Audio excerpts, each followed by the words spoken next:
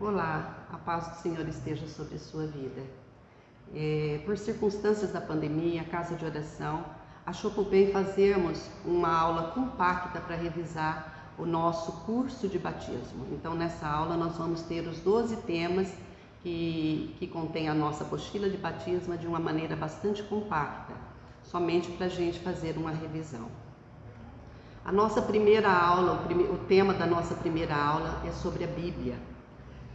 Bíblia, ela é uma palavra derivada de biblioteca, que significa um conjunto de vários livros. É o único livro inspirado por Deus. A Bíblia é o único livro inspirado por Deus. O que significa um livro ser inspirado por Deus? É o único livro onde Deus agiu sobrenaturalmente através da obra do seu Espírito Santo sobre homens para que eles escrevessem tudo aquilo que Deus gostaria de que contivesse na sua palavra. Tudo aquilo que Deus deseja revelar a nós, Ele colocou no coração desses homens, Ele inspirou esses homens a escrevê-la. Nós temos mais de 40 autores, de 40 escritores da palavra de Deus, porque na verdade o autor é Deus, mas Ele usou mais de 40 homens para escrever a sua palavra. Esses homens viveram em lugares distintos, esses homens tinham profissões distintas, ela foi escrita em 3 línguas diferentes e ela foi compactada num período de 1.600 anos. Isso já é uma prova bastante eficaz de que a Bíblia realmente é inspirada pelo Espírito Santo. Imagina que do primeiro ao último livro ela se complementa, ela é harmônica e ela própria se explica. A Bíblia, ela possui 66 livros, sendo 39 do Antigo Testamento e 27 do Novo Testamento. Cada livro tem um escritor distinto, alguns viveram no Oriente, outros na África, outros na Europa. Um era boiadeiro, outro era pescador, outro foi ministro de governo, enfim, várias pessoas distintas, das mais simples, das mais capacitadas, Deus usou para escrever a sua palavra. Na Bíblia Católica, por exemplo, existem outros livros além desses 66 livros, mas eles são refutados como livros apócrifos. O que significa ser livro apócrifo? Significa que eles não são reconhecidos como inspirados pelo Espírito Santo. A escrita do Antigo Testamento, Deus atribuiu ao povo judeu e eles próprios negam completamente que esses livros sejam inspirados por Deus. Por isso, a Bíblia, que tanto o judeu quanto foi fechado no cânon definitivo, são 66 livros. São livros, mas eu posso ler esses outros livros que estão na Bíblia para mim saber o que contém? Não tem problema nenhum, você só deve saber que eles não são livros inspirados por Deus.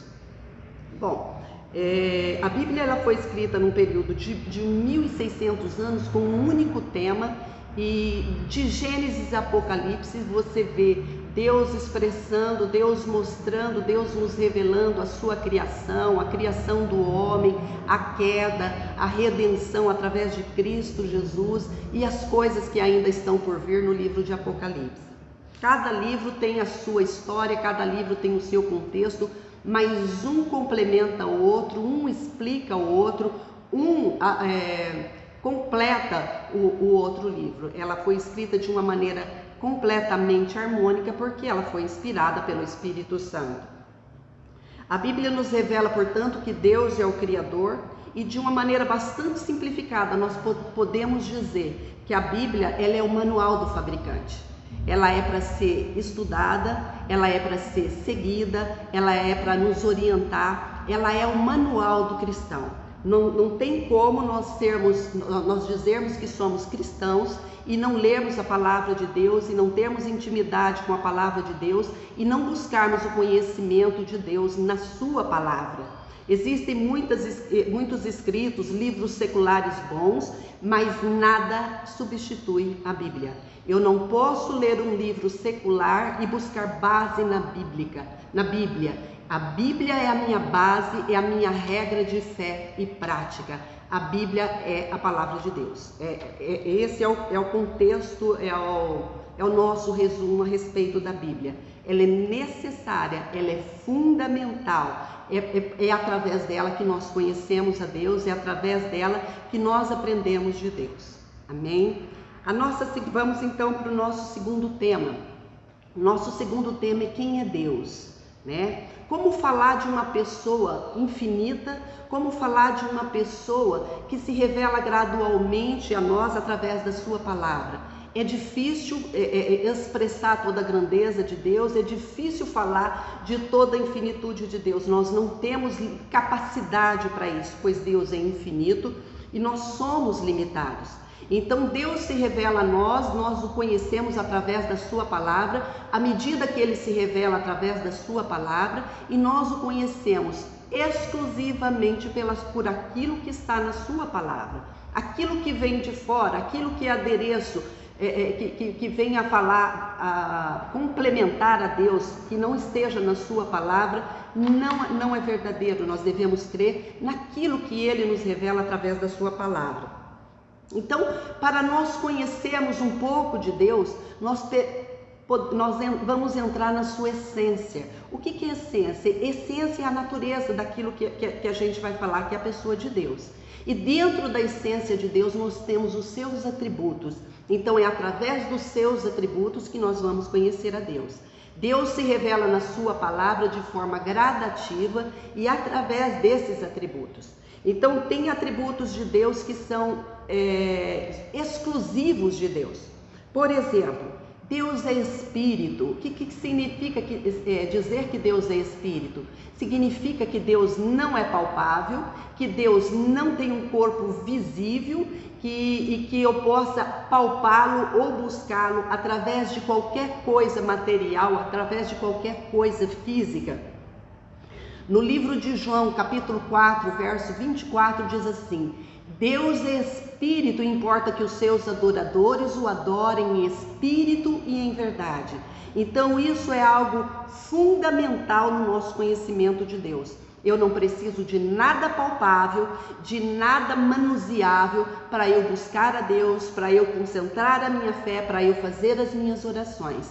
Eu devo crer que Deus existe e que eu não preciso de uma forma física para saber que Deus existe. Então Deus é Espírito. Depois, Deus se revela como sendo eterno. O que significa eternidade? Significa que Deus é pré-existente, significa que Deus não teve um tempo de princípio, Deus não teve um tempo onde Ele passou a existir. Deus, Ele é eterno, Ele é infinito no seu tempo, na sua duração, na sua eternidade. O Salmo 90, versículo 2 diz assim: de eternidade a eternidade Tu és Deus. Então significa que de eternidade a eternidade Deus é Deus, Ele é incriado, Ele não foi criado por nada nem por ninguém. Amém? Terceiro ponto, Deus é onisciente. O que significa dizer que Deus é onisciente? Significa dizer que Ele sabe de todas as coisas. Ele sabe do passado, Ele sabe do presente, Ele sabe do futuro. Nada é novidade para Deus, nada nós podemos esconder de Deus, nada está oculto aos olhos de Deus. Como cristãos nós devemos entender esses atributos de Deus para nós regermos a nossa vida segundo esses atributos. Ou seja, não adianta eu fazer algo escondido, não adianta eu fazer algo acreditando que eu estou escondendo das pessoas, porque a minha relação com Deus, ela fica afetada quando eu faço algo errado diante de Deus. Ele é onisciente, Ele está vendo tudo o que se passa na minha vida. No Salmo 139, do verso 1 ao 4, diz assim: Tu me sondas e me conheces. Ou seja, Ele sabe, Ele me sonda, Ele me vê. Ele não vê só a minha aparência física, mas Ele também vê o meu interior. Assim é o Deus onisciente. Depois nós temos também que Deus, Ele é onipresente. O que significa a onipresença de Deus? Significa que Ele está em toda parte. Aonde quer que eu esteja, Deus está presente naquele lugar. A Bíblia diz assim também no Salmo 139, 5:12: para onde fugirei da tua presença? Se subo aos céus, lá o Senhor está. Se desço nas profundezas dos oceanos, o Senhor também lá está. Para onde fugirei da sua presença? Não há lugar onde eu possa fugir da presença de Deus. Ele está em toda parte, Ele é onipresente. Depois nós temos também outro atributo de Deus, que é a onipotência. O que significa dizer que Deus é onipotente? Significa que Deus tem poder sobre tudo e sobre todas as coisas. A palavra de Deus nos revela que pelo poder da sua palavra, Deus trouxe à existência todo o universo. Deus criou todas as coisas nos céus e na terra, coisas que não haviam. Do nada, Deus, pelo poder da sua palavra, criou todo o universo. E a palavra de Deus diz que Deus cria, sustenta e governa todas as coisas.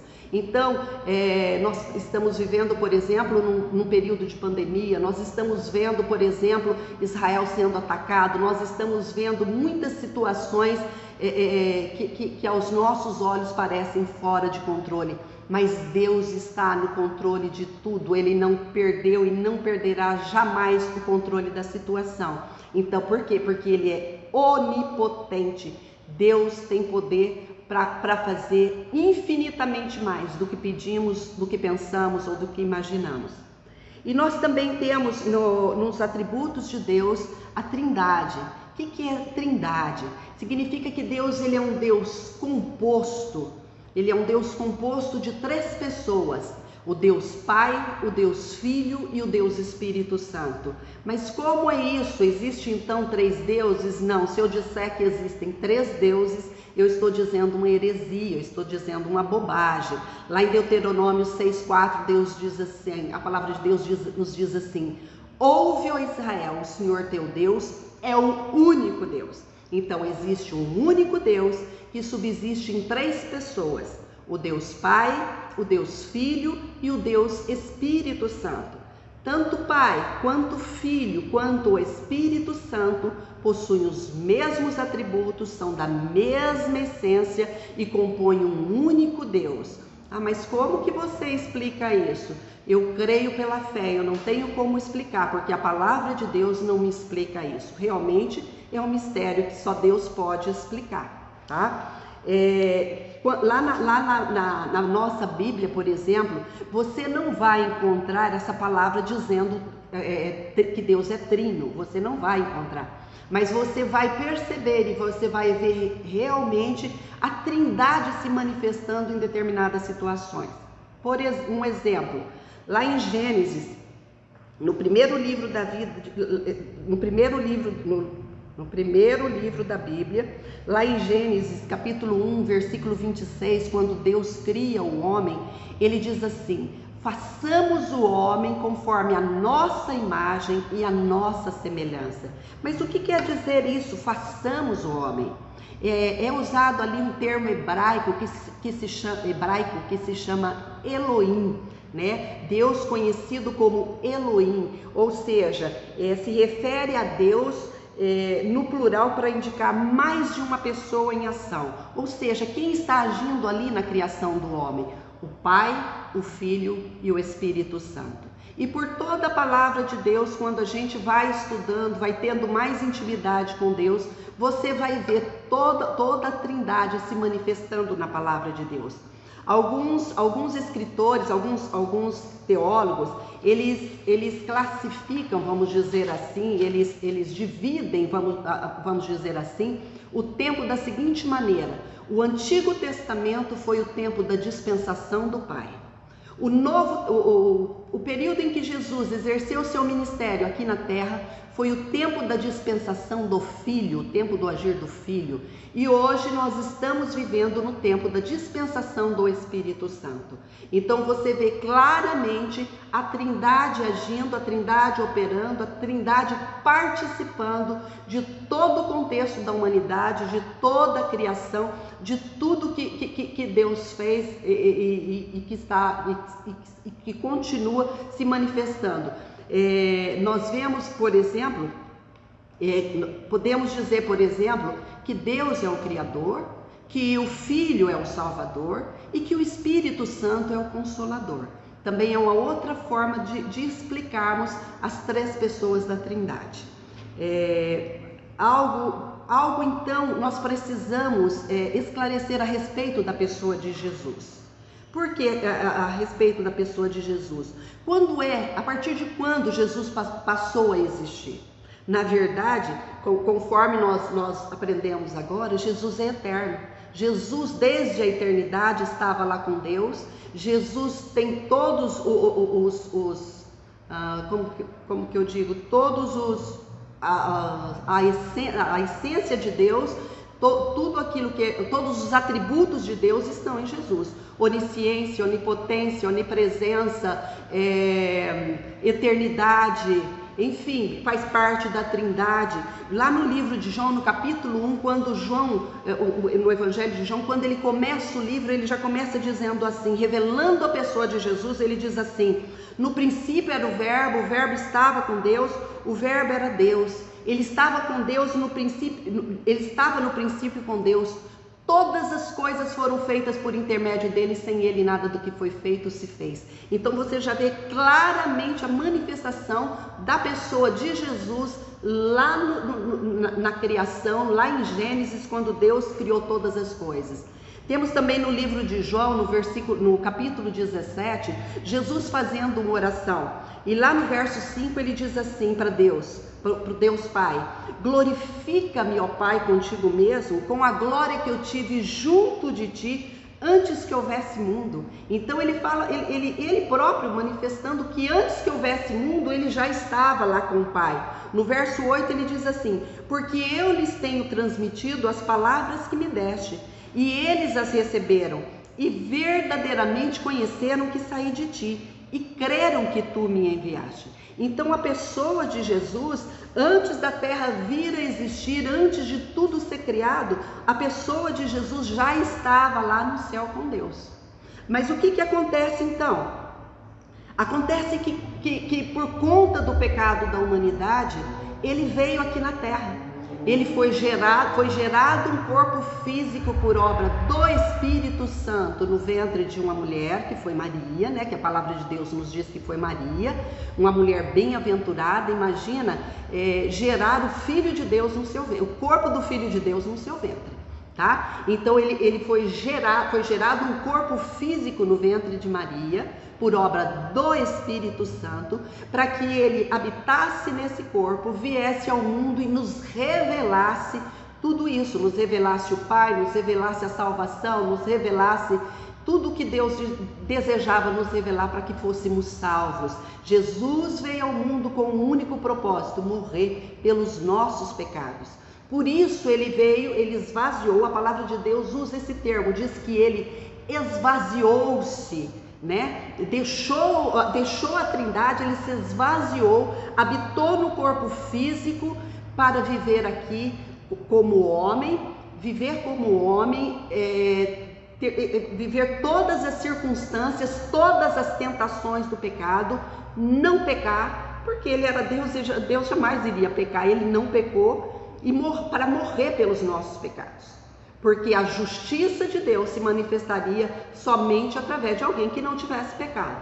E mais para frente nós vamos entender que todos nós nascemos pecadores. Então Jesus, ele viveu aqui na terra, mas ele era 100% homem. Por quê? Porque ele tinha dor, porque ele tinha tristeza, porque ele tinha alegria, porque ele teve cansaço, porque ele sentia fome, sentia sede. Assim ele viveu como 100% homem.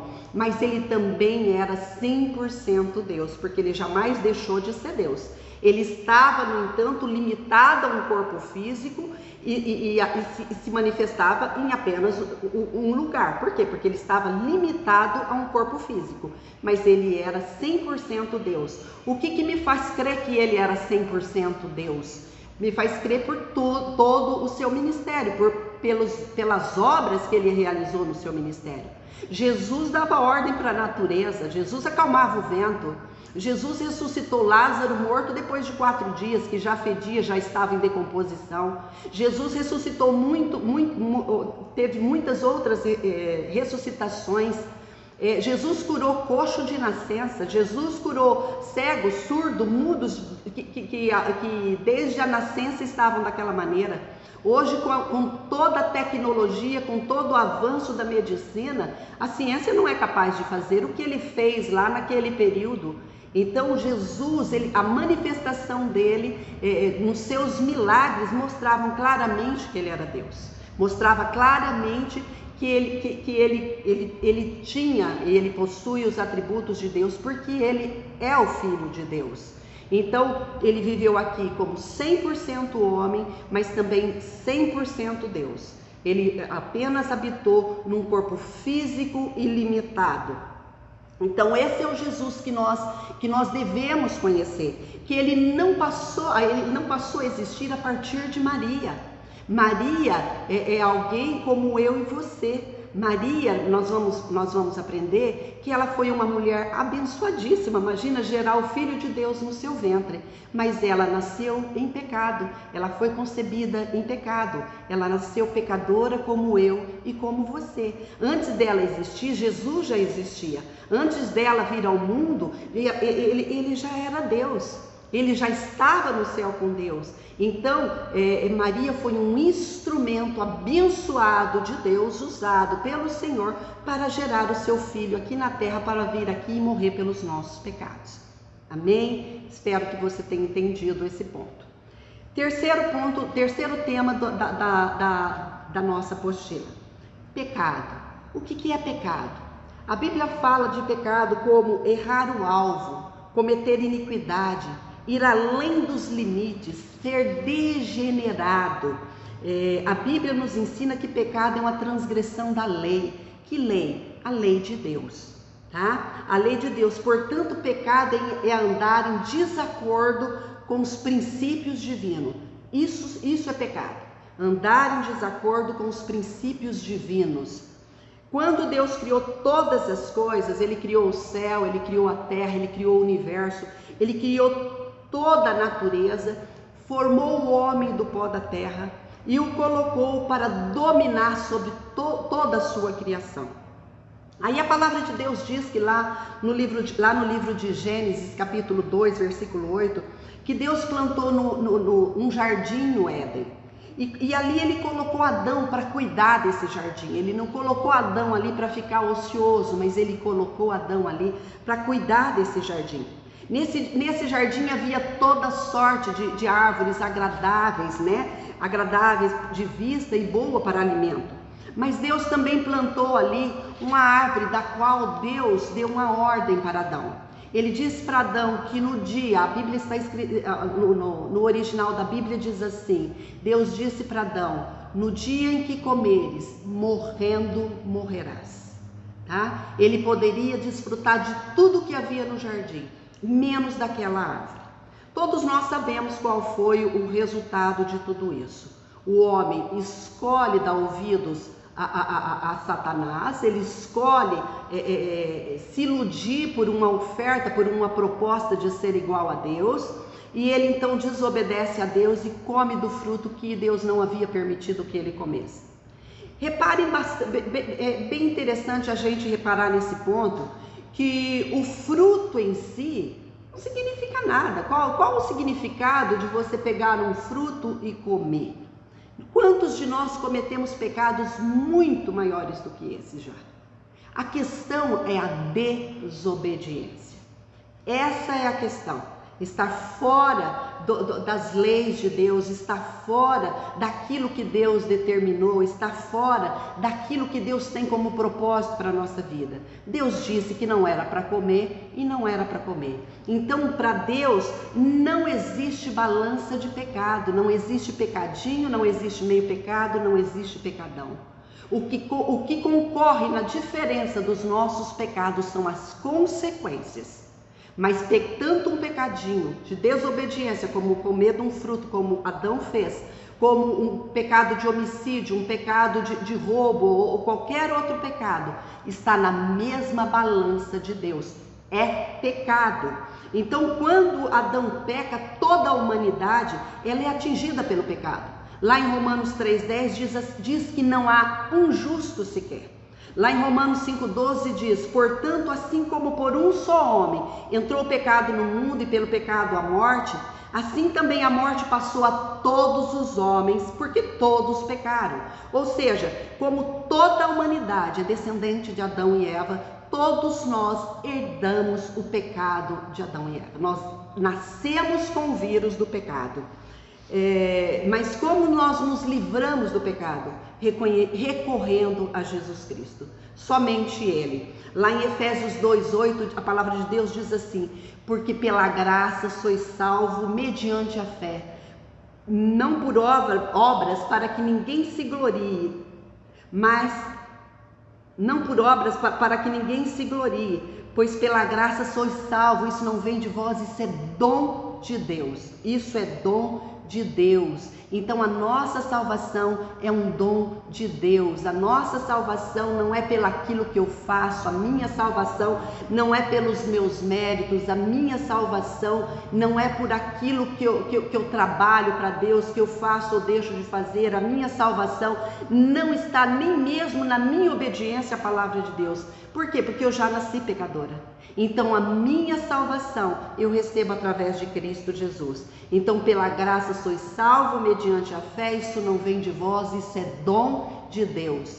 A salvação é um dom gratuito de Deus, tá? Portanto, o que nós precisamos fazer? Nós temos que reconhecer que nós precisamos de um Salvador, porque as nossas obras nada valem para a nossa salvação. As nossas obras são úteis quando somos salvos. As nossas obras são úteis nesse sentido, não para a salvação, tá? Não temos mérito nenhum diante de Deus. Aliás, nós em pecado não temos como nos apresentar diante de Deus.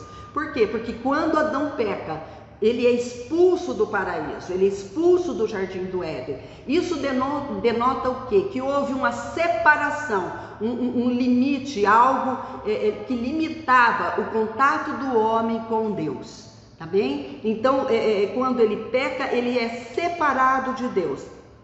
Portanto, nós precisamos de um Salvador. E a Bíblia nos relata que Jesus deixou no céu a sua glória, desceu aqui na terra para nos justificar. Ele habitou em um corpo físico, viveu sem pecado e foi crucificado para morrer pelos nossos pecados.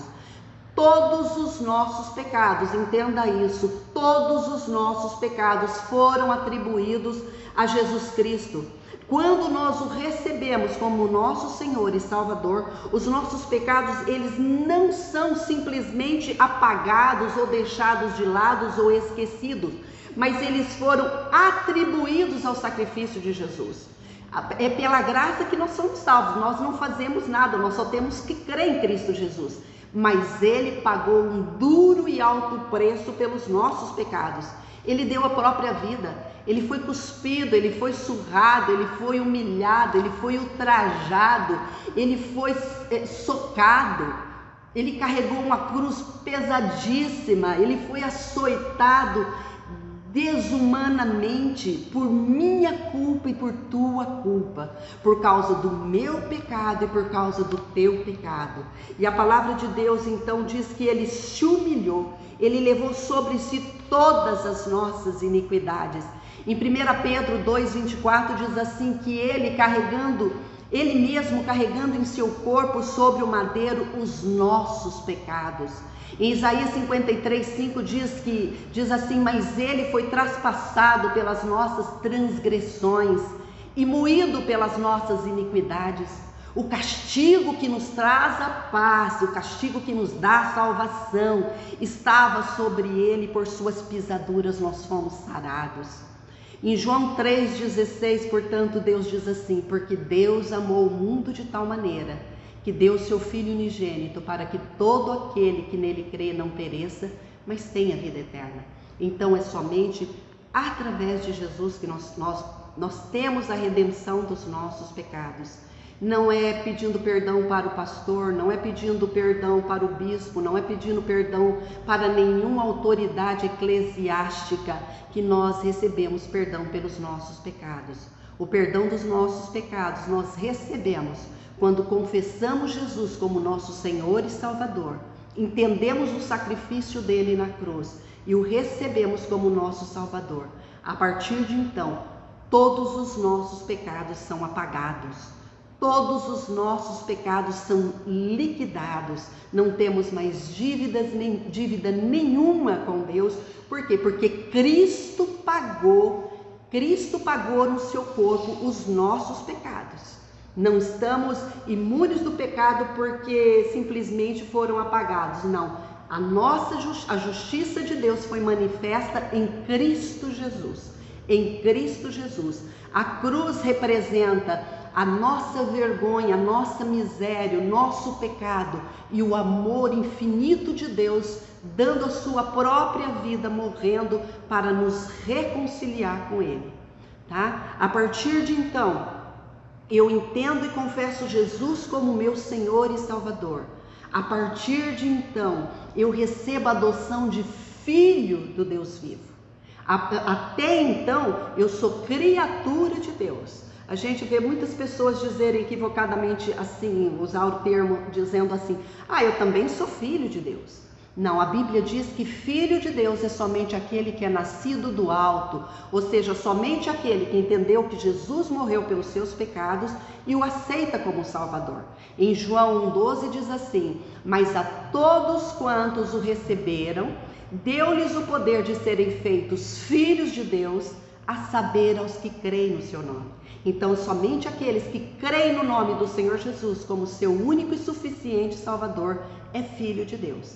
E a partir dessa adoção de filhos, quando eu sou adotada como filho, isso a gente fala a respeito de nascer do alto. Significa que eu recebi uma identidade celestial. Eu agora sou filha do Deus vivo.